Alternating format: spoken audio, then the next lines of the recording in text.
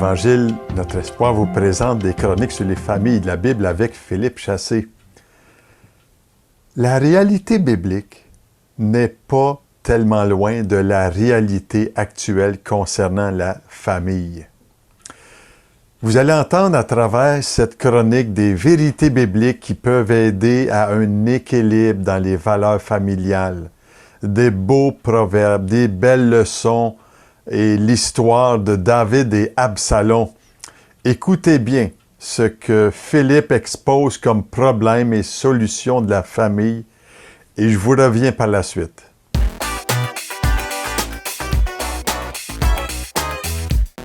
Les familles de la Bible peuvent-elles m'enseigner encore aujourd'hui ou me montrer des choses aujourd'hui? Bien oui. Regardons aujourd'hui un père avec un fils et comment le père et le fils, ça finit par aller trop loin parce que le père n'a pas voulu adresser des choses. Regardons David et Absalom.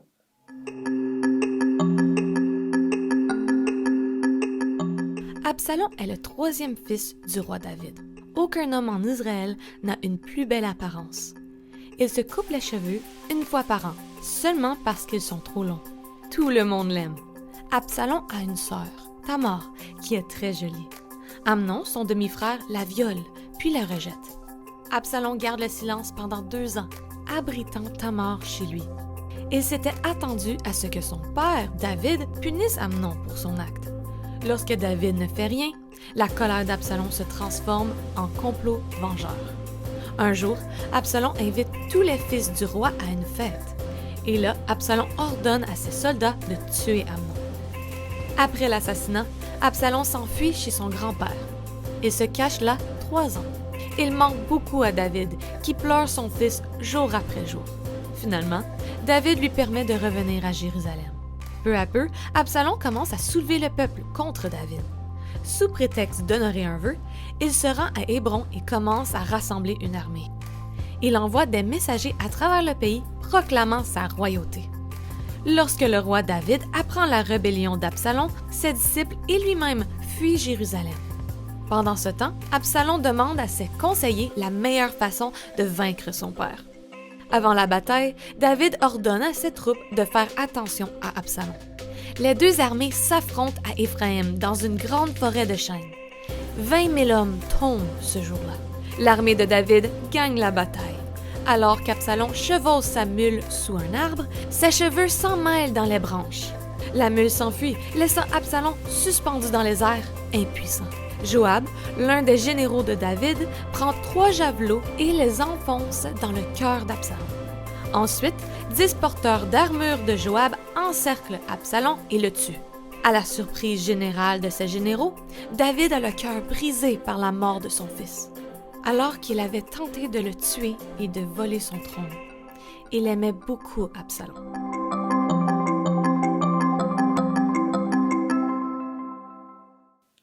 OK. Toute une histoire, là. David, le roi d'Israël, un homme qui est aimé de tout le monde, a des fils. Et on a vu que Absalom, c'est le fils, le prince par idéal. On parle même des poids de ses cheveux tellement il était un bel homme, il était aimé du peuple, si on peut dire. Il savait séduire le peuple. Et on voit que Absalom, à un moment donné, va trop loin, au point qu'il veut là, le roi. Il veut être roi. Donc, il va manigancer pour même aller au point où il est à la porte, puis les gens viennent le voir, puis lui, il règle les affaires, puis les gens vont pas voir David parce qu'ils disent « Ah, mon père est trop vieux ». Puis éventuellement, dû à une situation que vous pouvez aller lire, ça va aller à dégringoler que Absalom va aller prendre la position du roi. David doit s'enfuir parce que là, son propre fils veut le tuer. Et lorsqu'il s'en va, éventuellement, David s'échappe. Et lorsqu'il arrive pour s'en aller, il y a une bataille qui se fait entre l'armée de David et celle d'Absalom. Et David avait même dit, vous n'allez pas tuer Absalom. Et on voit qu'il y en a un qui n'a pas écouté. Et éventuellement, Absalom, ça y coûte sa vie. Et David revient à Jérusalem, mais malheureusement, lorsque David revient, au lieu de faire la fête, Lui, tout ce qu'il voit, c'est qu'il a perdu son fils qu'il aimait, son cher Absalom, son beau petit Absalom, et celui que lui dit même au point que j'aurais dû mourir à sa place. C'est toute une histoire, hein, Layal? Quand on regarde ça, on dit, misère, il l'aimait, son Absalom. Puis on vous évite toute l'histoire parce que je pourrais vous parler de tout ce qui est arrivé avec sa sœur. Mais ce que je veux vous emmener, c'est qu'est-ce que cette histoire-là peut m'apprendre à moi aujourd'hui. Bien, la première chose, c'est le pouvoir d'un enfant à apporter la paix et le bonheur dans une maison. Comment est-ce qu'un enfant peut amener une paix, mais un enfant peut amener aussi la discorde, peut amener la chicane, peut amener à ce que l'enfant, pas la femme, mais la famille va perdre la paix, va perdre la bonheur qu'ils peuvent avoir. La deuxième chose, c'est comment un père qui n'adresse pas une situation jeune va finir éventuellement par voir que le fils ou la fille va finir par amener ça dans la maison et ça grossit. C'est comme si vous dites à votre enfant jeune, tu peux pas prendre telle affaire et tu lui enseignes de ne pas de respecter. Éventuellement, il risque dans les grosses étapes de sa vie à respecter. Mais si l'enfant, dès son jeune âge, commence à pas écouter, à faire ce qu'il veut, on le laisse aller, ben à un moment donné, il risque de vous faire honte. Mais c'est qu'est-ce qui est arrivé avec David? C'est que David n'adressait pas les choses jeunes. Il laissait aller David. Puis Absalom, lui, avait le tour avec son père. Parce que même éventuellement, ça dit même que Absalom, il a été amené à être loin de David. Il ne pouvait même pas être en compagnie de David. Il ne pouvait plus manger à sa table. Et il a séduit, il a trouvé une manière de pleurer, puis il s'est manipulé pour revenir. Et éventuellement, il va même prendre la place de David. La Bible a dit ceci dans Proverbe 17, 25.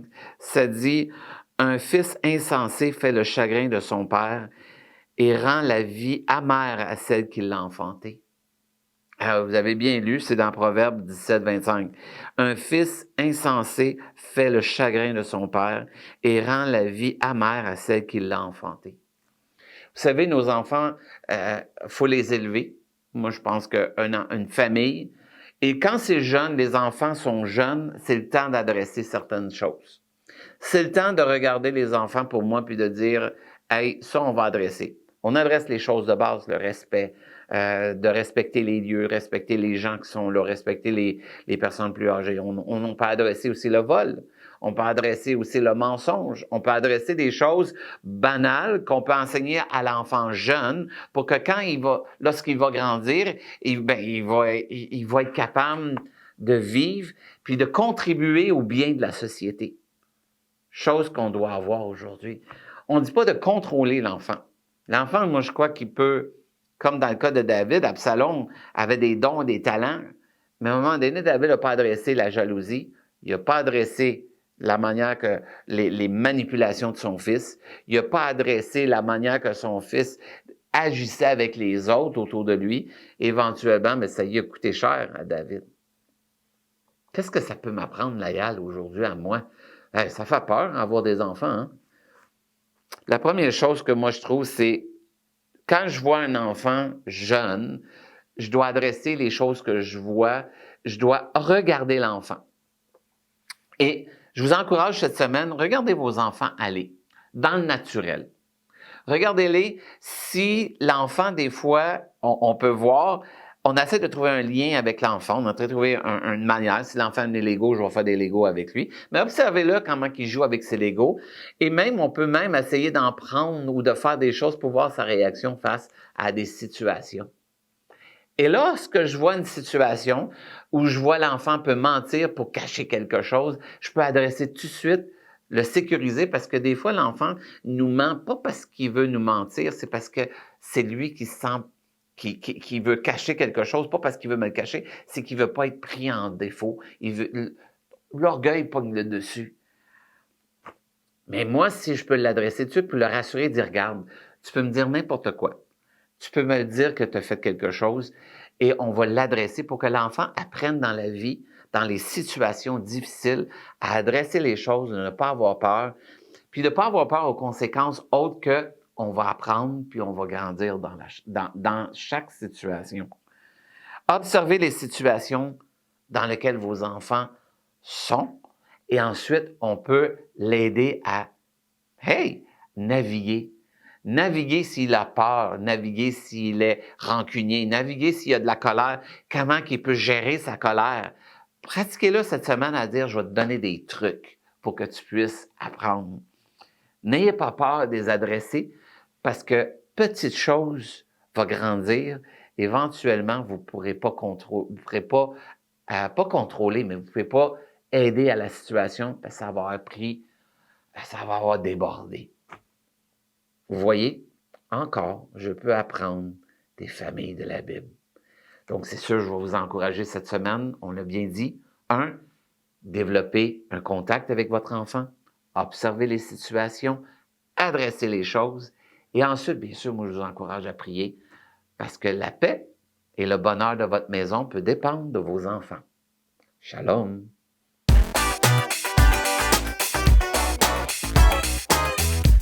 Et wow, moi je retiens de belles histoires dans cette vie de David et d'Absalom, son fils.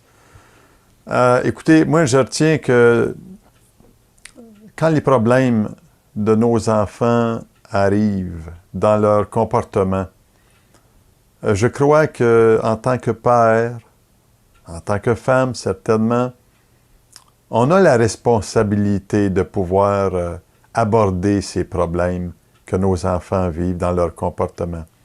Et les familles de la Bible ne sont pas différentes dans leur approche. Il y avait des conflits relationnels très, très profonds. Et ça m'apprend quelque chose, qu'est-ce que Philippe nous dit aujourd'hui. La paix dans une maison peut dépendre de notre enfant. Et si je vous demandais, est-ce que tu aimerais ça que ton enfant, il va rester ton enfant toute ta vie, que tu sois en paix dans tes relations avec lui? Et souvent, c'est que quand nos problèmes, les problèmes de l'enfant ne sont pas réglés, ça entraîne des conséquences plus tard. Et je crois que les Écritures répondent à un paquet de problèmes, vous savez, comme Philippe nous le précise. Quand il répond à ce proverbe, « Un fils insensé fait le chagrin de son père et rend la vie amère à celle qui l'a enfanté. » J'ai 3 enfants dans ma vie. J'ai des petits-enfants aujourd'hui. Et j'avais une responsabilité quand j'étais papa. Il fallait observer et adresser ce que je voyais chez mes enfants qui étaient jeunes pour les aider pour leur futur. Et je crois qu'aujourd'hui, s'ils ont un certain équilibre, et ils ont un bon équilibre, mes enfants, ils ont pu être adressés ces problèmes-là étant enfants. Et ça les a aidés vraiment.